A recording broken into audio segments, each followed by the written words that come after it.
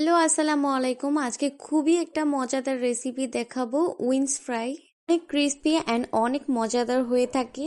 আমি সবসময় রান্না করার সময় সিনা থেকে এই পিসগুলো কেটে রেখে দিই এবং হুট করেই নাস্তা বানিয়ে খেয়ে নিই। চলুন তাহলে আজকে দেখে নিই। ভালোভাবে ধুয়ে পানি ঝরিয়ে নিব। পানি ঝরানোর পর স্বাদ মতো লবণ দিয়ে দিব। লবণের পরিমাণটা প্রথম দিকে একটু কম দেব, যেহেতু আমি অন্য মশলা ব্যবহার করব। চামচ গরম মশলার গুঁড়া, 1 চামচ গুঁড়া মরিচের গুঁড়া, 1 চামচ গোলমরিচের গুঁড়া, 2 চামচ ফ্রাইড চিকেনের মশলা, সামান্য একটু 1 চামচের মতো বারবিকিউ সস দিয়ে দিচ্ছি, 1 চামচ সয়া সস দিয়ে দিলাম, আদা বাটা এবং রসুন বাটা মিলিয়ে 1 চামচ দিলাম, 3 চামচ বেসন এবং 1 চামচ কর্নফ্লাওয়ার দিয়ে দিব, আর একটি ডিম দিয়ে দিব। এখানে অবশ্যই ডিমটা ব্যবহার করার চেষ্টা করবেন। এখন সবকিছুকে মাখিয়ে নিব। ভালোভাবে ম্যারিনেট করতে হবে যেন সবকিছু একেবারে মশলাগুলো মিশে থাকে চিকেনের গায়ে। বাচ্চারা প্রায় সময় বাহির থেকে চিকেন ফ্রাই কিনে খেতে চায়।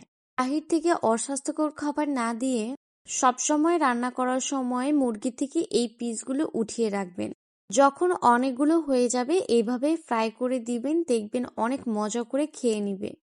আমার ম্যারিনেট করা শেষ। এখন আমি একটা পেপার দিয়ে ঢেকে দিচ্ছি প্রায় আধা ঘন্টার জন্য। আপনাদের হাতে যদি সময় থাকে 1 ঘন্টা রেখে দিবেন। এতেগুলো মশলাগুলো চিকেনের গায়ে খুব ভালোভাবে মিশে যাবে। এখন আমি আধা ঘন্টার জন্য রেখে দিব রেস্টে। এখন বাকি কাজগুলো করে নিব। আমি একটা বাটি নিয়ে নিব। বাটিতে আমি 1 কাপ ময়দা ব্যবহার করব। এখানে আমাকে অনেকেই জিজ্ঞেস করতে পারেন আটা ব্যবহার করা যাবে কিনা। করা যাবে, বাট ক্রিস্পি হবে না, এত মজাও হবে না। এখানে ময়দাটা ব্যবহার করাই ভালো। 1/2 কাপ বেসন দিয়ে দিচ্ছি। আমি এখানে আবার ব্যবহার করব ফ্রাইড চিকেনের মশলা 2 চামচের মতো। সামান্য একটু লবণ দিয়ে দিব। বেশি লবণ দেওয়ার দরকার নেই, যেহেতু আমার চিকেনে লবণ দেওয়া আছে। 2 চামচ কর্নফ্লাওয়ার দিয়ে দিব, 1 চামচ গুঁড়া মরিচের গুঁড়া দিব। এখন সবকিছুকে মিশিয়ে নিব। আপনারা চাইলে এখানে গোলমরিচের গুঁড়াও ব্যবহার করতে পারেন। আমি যেহেতু ঝাল কম দিচ্ছি তাই এত ঝাল দিচ্ছি না। উইংসগুলো কোট করার জন্য আমার রেডি। 30 মিনিট হয়ে গিয়েছে। এখন আমি উইংসগুলোকে রেডি করব। তার জন্য বাটি থেকে কাগজটা এখন সরিয়ে ফেলছি। এখন আমি রেডি করব উইংসগুলো। একটা একটা করে উইংস নিয়ে কোট করব। উইংসের যে মাখানো মশলাগুলো আছে তার মধ্যে আমি ভালোভাবে মাখিয়ে নিচ্ছি। মাখানো হলে আমি যে কোটিংটা রেডি করেছিলাম সে কোটটার মধ্যে দিয়ে দিব। ব্রেড ক্রাম্ব যেভাবে মাখিয়ে নেই সেভাবেই কোট করতে হবে।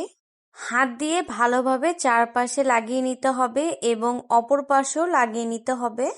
একটু চাপ দিয়ে বসিয়ে নেবেন, এতে করে সুন্দরভাবে বসে যাবে। এক্সট্রা যে ময়দাগুলো লেগে থাকবে ওগুলো একটু ঝাড়া দিয়ে নেবেন। তারপর ট্রেতে তুলে রাখছি।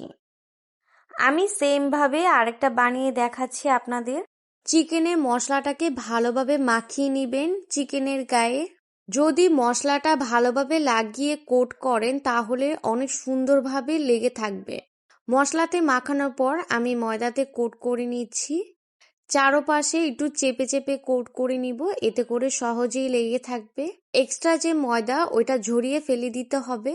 আমার সবগুলো উইংসে কোট করা শেষ। আপনারা এইভাবে 2 সপ্তাহের জন্য ডিপ ফ্রিজে রেখে দিতে পারেন। যখন ভেজে খেতে মন যাবে ভেজে নিতে পারেন। এখন আমি কড়াইতে তেল ঢেলে দিচ্ছি। তেলটা গরম হওয়ার পর আমি একটা একটা করে উইংসগুলো ছেড়ে দিব। অবশ্যই ডুবো তেলে ভাজার চেষ্টা করবেন, তাহলে অনেক সুন্দর হবে ভাজাটা। একটা একটা করে ছেড়ে দিচ্ছি আমি। তবে অবশ্যই চুলার আঁচটা লোয়ে রাখবেন, তাহলে ভিতরটা অনেক সুন্দরভাবে সিদ্ধ হয়ে যাবে এবং বাহিরটাও অনেক মুচমুচে হবে। এক পাশ হয়ে যাওয়ার পর আমি চিকেনগুলো উল্টিয়ে দিব এবং আরেক পাশ হওয়ার জন্য কিছুক্ষণ রেখে দিব। আরেক পাশ হয়ে গেল আমি আবার উল্টিয়ে দিব এবং লাল লাল করে একটু ভেজে নেব। আমার ভাজা হয়ে গিয়েছে, এখন আমি উঠিয়ে নিচ্ছি এবং বাকি চিকেনগুলো এখন ছেড়ে দিব তেলের ভিতরে।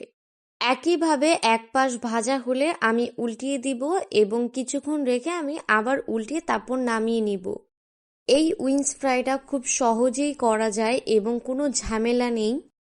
এই উইংস ফ্রাইটা অনেক মুচমুচে এবং খেতেও অনেক মজার হয়ে থাকে। যারা চিকেন অনেক পছন্দ করেন তারা অবশ্যই এই উইংস ফ্রাইটা ট্রাই করবেন।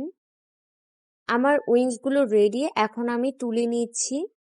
কত সুন্দরভাবে কম সময় তৈরি হয়ে গেল আমার মুচমুচে উইংস ফ্রাই। আপনারা চাইলে এভাবে বানিয়ে ডিপ ফ্রিজে রেখে দিতে পারেন এবং বাচ্চাদের টিফিনেও ভেজে দিতে পারেন। ভালো লাগলে অবশ্যই সাবস্ক্রাইব করবেন এবং লাইক দিবেন। আমি আরও মজার মজার ভিডিও আপনাদের সাথে শেয়ার করব। আমি উইংসগুলোর উপরে একটু সস মাখিয়ে নিচ্ছি, এতে করে টেস্টটা আরও বেড়ে যাবে। দেখতেই কত লোভনীয় হয়েছে। ভালো থাকবেন। আল্লাহ হাফেজ।